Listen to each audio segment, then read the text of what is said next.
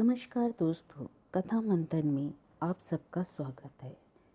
एक कहानी रोज में आज सुनिए मन्नू भंडारी द्वारा रचित कहानी अकेली। सोमा बुआ बुढ़िया है, सोमा बुआ ती अक्तता है, सोमा बुआ अकेली है। सोमा बुआ का जवान बेटा क्या जाता रहा, उनकी जवानी चली गई। पति को पुत्र वियोग का ऐसा सदमा लगा कि वे पत्नी घर बार तजकर तीर्थवासी हो गए और परिवार में कोई ऐसा सदस्य ना था जो उनका एकाकीपन को दूर करता। पिछले 20 वर्षों से उनके जीवन की इस एक रास्ता में किसी प्रकार का कोई व्यवधान उपस्थित नहीं हुआ, कोई परिवर्तन नहीं आया।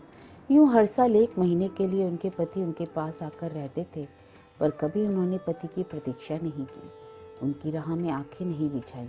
और जब तक पति रहते उनका मन और भी मुरझाया हुआ रहता, क्योंकि पति के स्नेहहीन व्यवहार का अंकुश उनके रोजमर्रा के जीवन की अबाध गति से बहती स्वच्छंद धारा को कुंठित कर देता। उस समय उनका घूमना फिरना मिलना जुलना बंद हो जाता और सन्यासी महाराज को यह भी नहीं होता कि 2 मीठे बोल बोलकर सोमा बुआ को एक ऐसा संबल ही पकड़ा दें जिसका आसरा लेकर वे उनके वियोग के 11 महीने काट दें। इस स्थिति में बुआ को अपनी जिंदगी पास पड़ोस वालों के भरोसे ही काटनी पड़ती थी। किसी के घर मुंडन हो, छठी हो, जनेऊ हो, शादी हो या गमी, बुआ पहुंच जाती और फिर छाती फाड़कर ऐसे काम करती मानो दूसरे के घर में नहीं अपने ही घर में काम कर रही हो। आजकल सोमा बुआ के पति आए हैं और अभी अभी कुछ कहा सुनी होकर चुकी है। बुआ आंगन में बैठी धूप खा रही है, पास रखी कटोरी से तेल लेकर हाथों में मल रही है और बड़बड़ा भी रही है। इस 1 महीने में अन्य अवयवों के शिथिल हो जाने के कारण उनकी जीभ ही सबसे अधिक सजीव और सक्रिय हो उठती है। तभी हाथ में एक फटी साड़ी और पापड़ लेकर ऊपर से राधा भाभी उतरी। क्या हो गया बुआ, क्यों बड़बड़ा रही हो? और फिर सन्यासी महाराज ने कुछ कह दिया? अरे मैं कहीं चली जाऊं, सोई ने नहीं सुहाता। कल चौक वाले किशोरी लाल के बेटे का मुंडन था, सारी बिरादरी का न्योता था। मैं तो जानती थी कि ये पैसे का गुरूर है कि मुंडन पर सारी बिरादरी को न्योता है, पर काम उन नई नेवलियों के बहुओं से संभलेगा क्या? सो जल्दी चली गई और हुआ भी वही। और सरककर बुआ ने राधा के हाथ से पापड़ लेकर सुखाने शुरू कर दिए। एक काम गत से नहीं हो रहा था। अब घर में कोई बूढ़ा बूढ़ा होवे तो बतावे ना, या कभी किया हो तो जाने। गीत वाली औरतें मुंडर पर बन्ना बन्नी गा रही थी। मेरा तो हंसते हंसते पेट ही फूल गया। और उसकी याद से ही कुछ देर पहले का दुख और आक्रोश धुल गया। सहज स्वाभाविक रूप में कहने लगी, भट्टी पर देखो तो अजब तमाशा, समोसे कच्चे ही उतार दिए और इतने बना दिए कि 2 बार खिला दो, और गुलाब जामुन इतने कम कि एक पंगत में भी पूरा ना पड़े। उसी समय मैदा सानकर नए गुलाब जामुन बनाए। दोनों बहुए और किशोरी लाल तो इतना जसमान रहे थे कि क्या बताऊं। कहने लगे, अम्मा तुम ना होती तो आज भद उड़ जाती, अम्मा तुमने लाज रख ली। मैंने तो कह दिया कि अरे अपने ही काम नहीं आवेंगे तो बाहर से आगेगा क्या कोई? यह तो आजकल इनका रोटी पानी का काम रहता है, नहीं तो मैं तो और भी सवेरे चली आती। तो सन्यासी महाराज क्यों बिगड़ रहे हैं? उन्हें तुम्हारा आना जाना अच्छा नहीं लगता बुआ? अरे यूं तो मैं कहीं आऊं जाऊं सो तो इन्हें नहीं सुहाता, और फिर कल किशोरी के यहाँ से बुलावा नहीं आया। अरे मैं तो कहूँ कि घर वालों का कैसा बुलावा, वे लोग तो मुझे अपनी माँ से कम नहीं समझते, नहीं तो कौन भला यूं भट्टी और भंडार कर सौंप दे। पर उन्हें अब कौन समझावे। कहने लगे, तू जबरदस्ती दूसरों के घर में टांग अड़ाती फिरती है। और एकाएक उन्हें उस क्रोध भरी वाणी और कटु वचन का स्मरण हो आया जिनकी बौछार कुछ देर पहले ही उन पर होकर चुकी थी। याद आते ही फिर उनकी आंखों से आंसू बह चले।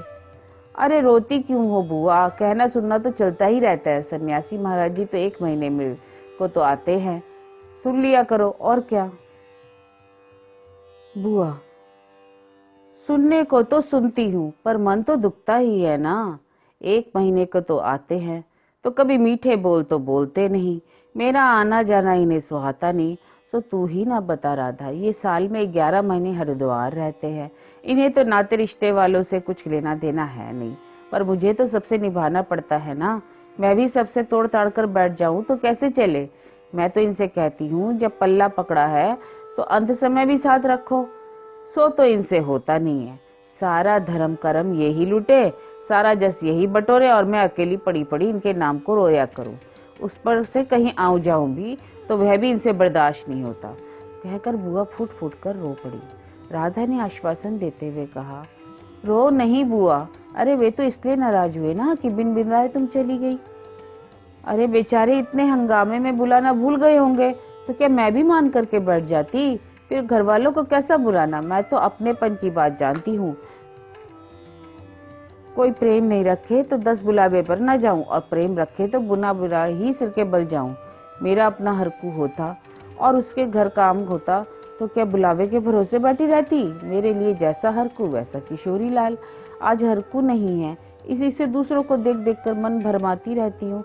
और कहकर वह हिचकियां लेने लगी।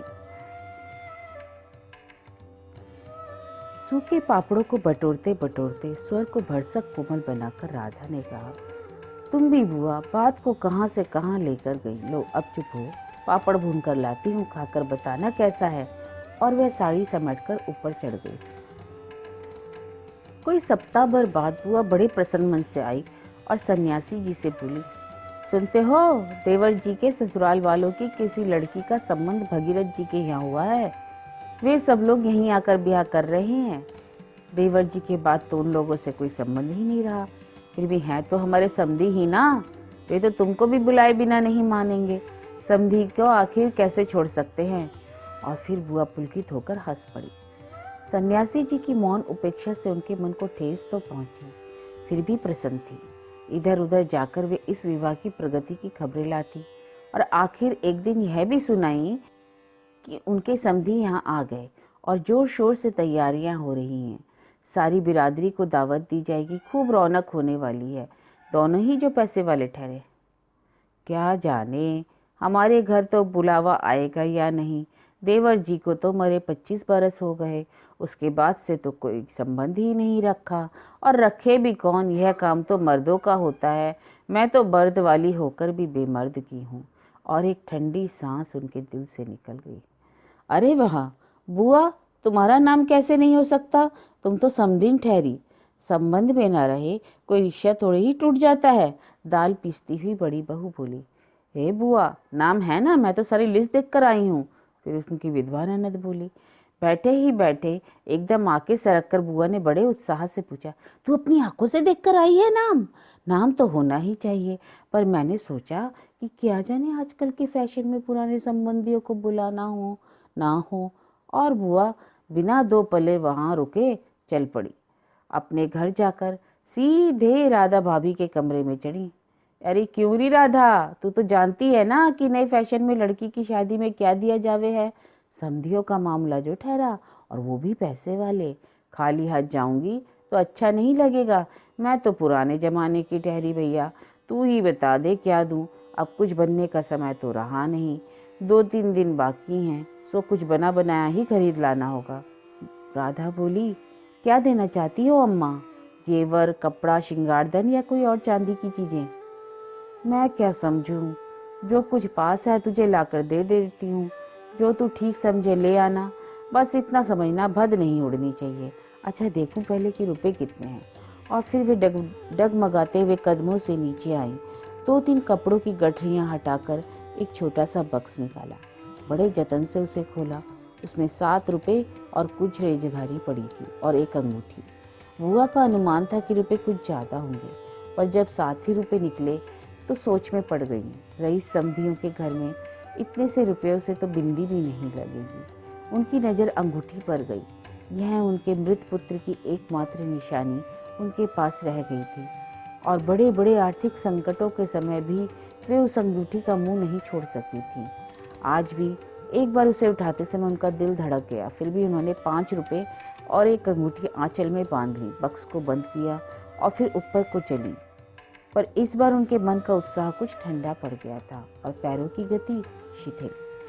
राधा के पास जाकर बोली, रुपए तो नहीं निकले बहू, आए भी कहाँ से, मेरा कौन कमाने वाला बैठा है। उस कोठरी का किराया आता है, उससे 2 समय की रोटी निकल जाती है जैसे तैसे, कहकर रो पड़ी। राधा ने कहा, क्या करूँ बुआ, आजकल मेरा भी हाथ तंग है, नहीं तो मैं ही दे देती। अरे पर तुम लेन देन के चक्कर में पड़ती ही क्यों हो, आजकल तो देन लेन का तो रिवाज ही उठ गया है। ना ना ना ना नहीं रे राधा, समधियों का मामला ठहरा, 25 बरस हो गए हैं, वे नहीं भूले तो क्या मैं भूल जाऊं, खाली हाथ जाऊं, ना ना ना ना, इससे तो अच्छा है कि मैं जाऊं ही नहीं। तो मत जाओ ना बुआ, छुट्टी हुई, इतने लोगों में किसे पता लगेगा आई या नहीं आई। राधा ने सारी समस्या का सीधा सा हल बताते हुए कहा, अरे इस पर तो बड़ा बुरा मानेंगे, सारे शहर के लोग जावेंगे और मैं समधिन होकर ना जाऊं। यह तो नहीं समझेंगे ना कि देवर जी मरे तो संबंध भी तोड़ दिया। ना ना ना, तू यह अंगूठी ही बेच दे। और उन्होंने आंचल की गांठ खोलकर एक पुराने जमाने की अंगूठी राधा के हाथ पर रख दी और फिर बड़ी मिन्नत के स्वर में बोली, तू तो बाजार जाती है राधा, इसे बेच देना और जो कुछ ठीक समझे खरीद लेना, बस शोभा रह जावे इतना ख्याल रखना। इतने में गली में बुआ ने चूड़ी वाले की आवाज़ सुनी तो एकाएक ही उनकी नज़र अपने हाथ की बद्धी मटमैली चूड़ियों पर जाकर टिक गई। कल समधियों के यहाँ जाना है, जेवर नहीं तो कम से कम कांच की चूड़ी तो अच्छी पहन ले, पर एक अत्यंत लाज ने उनके कदमों को रोक दिया। कोई देख लेगा तो, लेकिन दूसरे ही क्षण अपनी इस कमजोरी पर विजय पाती सी वे पीछे के दरवाजे पर पहुंच गई और 1 रुपया कलदार खर्च करके लाल हरी चूड़ियों के बंद पहन ली, पर सारे दिन हाथों को साड़ी के आंचल से ढकी ढकी फिरी।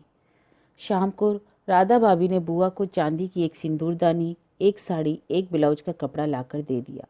सब कुछ पाकर बुआ बड़ी प्रसन्न हुई और यह सोच सोच कर कि जब वे ये सब दे देंगी तो उनकी समधिन पुरानी बातों की दुहाई दे देकर उनकी मिलनसारिता की कितनी प्रशंसा करेगी। उनका मन सोच कर ही पुलकित होने लगा। अंगूठी बेचने का गम भी जाता रहा। पास वाले बनिए के यहाँ से एक आने का पीला रंग लाकर रात में उन्होंने साड़ी रंगी। शादी में सफ़ेद साड़ी पहनकर जाना क्या अच्छा लगेगा। रात में सोई तो कल की और मन उनका दौड़ रहा था। दूसरे दिन 9 बजते बजते खाने का काम समाप्त कर डाला। अपनी रंगी हुई साड़ी देखी तो कुछ जची नहीं। फिर ऊपर राधा के पास पहुंची। क्यों राधा, तू तो रंगी साड़ी पहनती है तो बड़ी आब रहती है, चमक रहती है, इसमें तो चमक आई ही नहीं। अरे अम्मा, तुमने कलफ जो नहीं लगाया, थोड़ा सा मार दे देती तो अच्छा रहता। ठीक है अभी दे दो, ठीक हो जाएगी, बुलावा तो कल का है ना। अरे बाबा, नए फैशन वालों का तो पूछो मत, ऐन मौके पर बुलावा आता है। 5 बजे का मुहूर्त है, दिन में कभी भी आ जावेगा। राधा अपने मन ही मन मुस्कुरा उठी। बुआ ने साड़ी में मार लगाकर सुखा दिया। फिर एक नई थाली निकाली।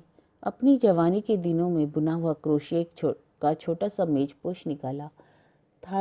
थाली में साड़ी, सिंदूरदानी, एक नारियल और थोड़े से बताशे सजाए। फिर जाकर राधा को दिखाया। सन्यासी महाराज सवेरे से इस आयोजन को देख रहे थे, पर उन्होंने कल से लेकर आज तक कोई 25 बार चेतावनी दे दी थी कि यदि कोई बुलाने ना आए तो चली मत जाना, नहीं तो ठीक नहीं होगा। हर बार बुआ ने बड़े ही विश्वास के साथ कहा, अरे मुझे क्या बावली समझ रखा है जो बिन बुलाए चली जाऊंगी। अरे वह पड़ोस वालों की नंदा अपनी आंखों से बुलावे की लिस्ट में नाम देख कर आई है, सो बुलाएंगे क्यों नहीं। शहर वालों को बुलाएंगे तो संबंधियों को नहीं बुलाएंगे क्या। 3 बजे के करीब बुआ को अनमने भाव से छत पर इधर उधर घूमते देखा। राधा भाभी ने आवाज लगाई, गई नहीं बुआ। एकाएक चौंकते हुए बुआ ने पूछा, अरे कितने बज गए रे राधा। क्या कहा, 3? सर्दी में तो दिन का पता ही नहीं लगता। बजे 3 हैं और धूप सारी छत पर ऐसे सिमट गई मानो शाम हो गई। और फिर एकाएक जैसे ख्याल आया, यह तो भाभी के प्रश्न का उत्तर नहीं हुआ। जरा ठंडे स्वर में बोली, मुहूर्त तो 5 बजे का है, जाऊंगी तो 4 तक जाऊंगी, अभी तो 3 ही ना बजे हैं। और फिर बड़ी सावधानी से उन्होंने स्वर में लापरवाही का पुर दिया। बुआ छत पर से गली में नजर फैलाए खड़ी थी। उनके पीछे की रस्सी पर धोती फैली हुई थी जिसमें कलफ लगा था और अबरक छिड़का हुआ था। अबरक के बिखरे हुए कण रह रहकर धूप में चमक जाते थे। ठीक वैसे ही जैसे किसी को भी गली में घुसता हुआ देखकर बुआ का चेहरा चमक उठता था। 7 बजे के धुंधलके में राधा ने ऊपर देखा तो छत की दीवार से सटी बुआ गली की और मुँह की एक छाया मूर्ति सी दिखाई दी। उसका मन भर आया। बिना कुछ पूछे इतना ही कहा, बुआ सर्दी में खड़ी खड़ी यहाँ क्या कर रही हो? आज खाना नहीं बनेगा क्या? 7 तो बज गए। जैसे एकाएक नींद से जागते हुए बुआ ने पूछा, क्या क्या कहा?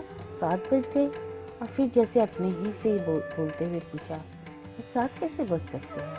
मुहूर्त तो 5 बजे का था ना? और फिर एकाएक की सारी स्थिति को समझते हुए स्वर को भरसक संयत बनाकर बोली, अरे खाने का क्या है, अभी बना लूंगी, 2 जनों का तो खाना है, और खाना क्या पकाना क्या। फिर उन्होंने सूखी साड़ी को उतारा, नीचे जाकर अच्छी तरह उसकी तह की, धीरे धीरे हाथों की चूड़ियाँ खोली, थाली में सजाया हुआ सामान उठाया और सारी चीज़ें बड़े जतन से अपने एकमात्र संदूक में रख दी और फिर बड़े ही बुझे हुए दिल से अंगीठी जलाने लगी। यह थी मनु भंडारी द्वारा रचित बड़ी ही हृदय स्पर्शी कहानी अकेली।